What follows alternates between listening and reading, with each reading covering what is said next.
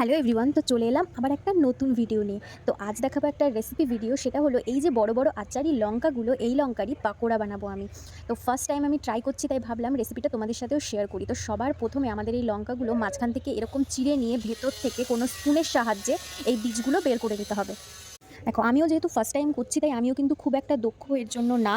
তো আমিও ধীরে সুস্থে করছিলাম। ফার্স্টে একদমই ঠিকঠাক করে পাচ্ছিলাম না, তো ধীরে ধীরে করার পর এটা একদম ঠিকঠাক হয়েছে। আর বাকি যে কিছু কিছু বীজ লঙ্কার গায়ে লেগেছিল, সেগুলো আবার ধোয়ার সময় সব আমরা ক্লিন করে নিয়েছি।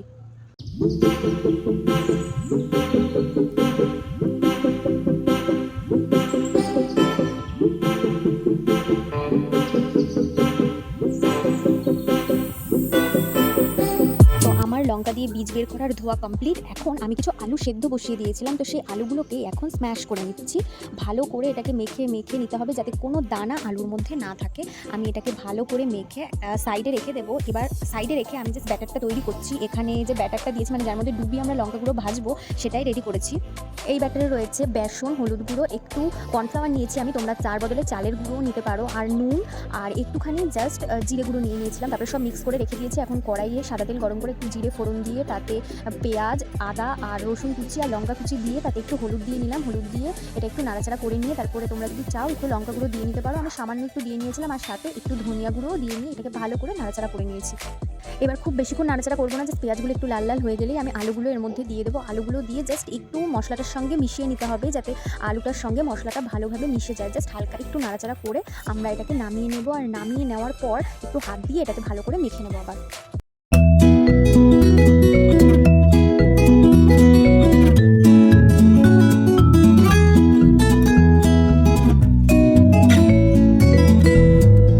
দেখো, আমার পাকোড়ার জন্য সমস্ত কিছু কমপ্লিট। এবার আমি জাস্ট এই আলুর যে পুরটা, সেটা লঙ্কার মুখের ভেতরে ভরবো। ভালো করে কভার আপ করে দিতে হবে। কভার আপ করে আমি একটা করে রাখবো, আর তারপর এই ব্যাটারে ডুবিয়ে ডাইরেক্ট গরম তেলের মধ্যে ছেড়ে দেবো। ব্যাস, আমাদের গরম গরম পাকোড়া কিন্তু তাহলেই রেডি।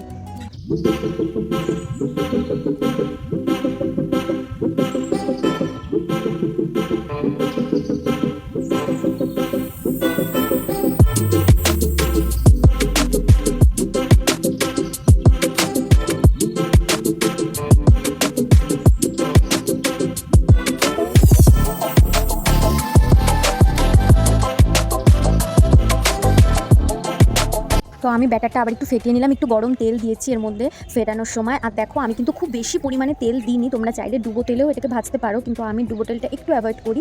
ভাজা পোড়াটার সময় আমার মনে হয় ডুবো তেলটা না ভেজে নর্মাল তেলেই ভাজা বেশি ভালো, তাতে তেলের অ্যাবজর্বটা ভেতরে কম হয়। তো আমি দেখো এখানে ভেজে নিয়েছি, দুটো দুটো করে দিচ্ছিলাম, যেহেতু অনেকটাই বড় বড়। এটা কিন্তু একটু টাইম নিয়ে একটু লো ফ্লেমে ভাজতে হবে, নাহলে কিন্তু ভেতরটা ঠিকঠাকভাবে সেদ্ধ হবে না।